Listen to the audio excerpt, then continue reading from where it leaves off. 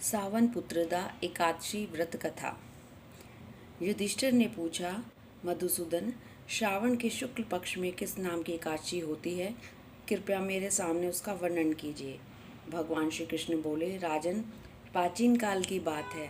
द्वापर युग के प्रारंभ का समय था। महिषमतीपुर में राजा महिजित अपने राज्य का पालन करते थे, किंतु उन्हें कोई पुत्र नहीं था। इसलिए वह राज्य उन्हें सुखदायक नहीं प्रतीत होता था। अपनी अवस्था देखकर राजा को बड़ी चिंता हुई। उन्होंने प्रजा वर्ग में बैठकर इस प्रकार कहा, प्रजाजनों, इस जन्म में मुझसे कोई पातक नहीं हुआ। मैंने अपने खजाने में अन्याय से कमाया हुआ धन नहीं जमा किया है। ब्राह्मणों और देवताओं का धन भी मैंने कभी नहीं लिया है। प्रजा का पुत्रवत पालन किया, धर्म से पृथ्वी पर अधिकार जमाया तथा दुष्टों को वे व बंधु और पुत्रों के समान ही क्यों न रहे हों दंड दिया है। शिष्ट पुरुषों का सदा सम्मान किया और किसी को द्वेष का पात्र नहीं समझा। फिर क्या कारण है जो मेरे घर में आज तक पुत्र उत्पन्न नहीं हुआ? आप लोग इसका विचार करें। राजा के वचन सुनकर प्रजा और पुरोहितों के साथ ब्राह्मणों ने उनके हित का विचार करके गहन वन में प्रवेश किया। राजा का कल्याण चाहने वाले वे सभी लोग इधर उधर घूमकर ऋषि सेवित आश्रमों की तलाश करने लगे। इतने ही में उन्हें मुनिश्रेष्ठ लोमश का दर्शन हुआ। लोमश जी धर्म के तत्वज्ञ, संपूर्ण शास्त्रों के विशिष्ट विद्वान, दीर्घायु और महात्मा हैं। उनका शरीर लोम से भरा हुआ है। ये ब्रह्मा जी के समान तेजस्वी हैं। एक एक कल्प बीतने पर उनके शरीर का एक एक लोम विशीर्ण होकर टूटता गिरता है, इसलिए उनका नाम लोमश हुआ है। वे महामुनि तीनों कालों की बातें जानते हैं। उन्हें देखकर सब लोगों को बड़ा हर्ष हुआ। उन्हें निकट आया देखकर लोमश जी ने पूछा, तुम सब लोग किस लिए यहाँ आए हो?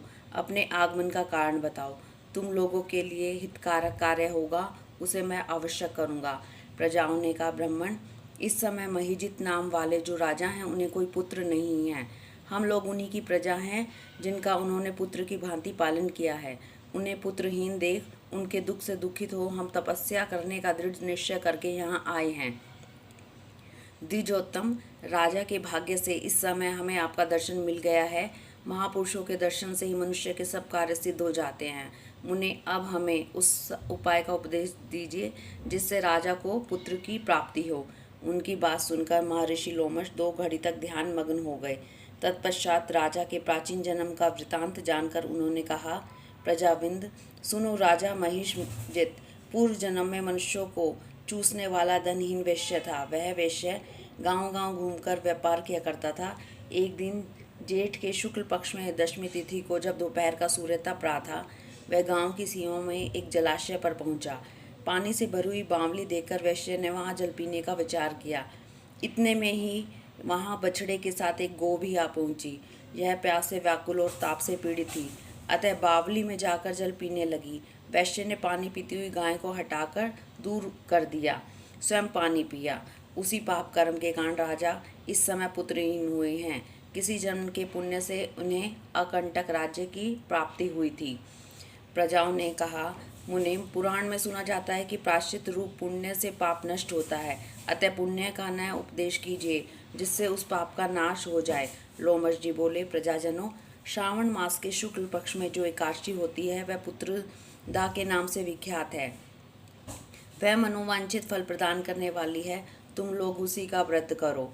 यह सुनकर प्रजाओं ने मुनि को नमस्कार किया और नगर में आकर विधि पूर्वक पुत्रदा एकादशी के व्रत का अनुष्ठान किया। उन्होंने विधि पूर्वक जागरण भी किया और उसका निर्मल पुण्य राजा को दे दिया। तत्पश्चात रानी ने गर्भ धारण किया और प्रसव का समय आने पर बलवान पुत्र को जन्म दिया। इसका महात्म्य सुनकर मनुष्य पाप से मुक्त हो जाता तथा इहलोक में सुख पाकर परलोक में स्वर्गीय गति को प्राप्त होता है। बोलो एकादशी मैया की जय हो।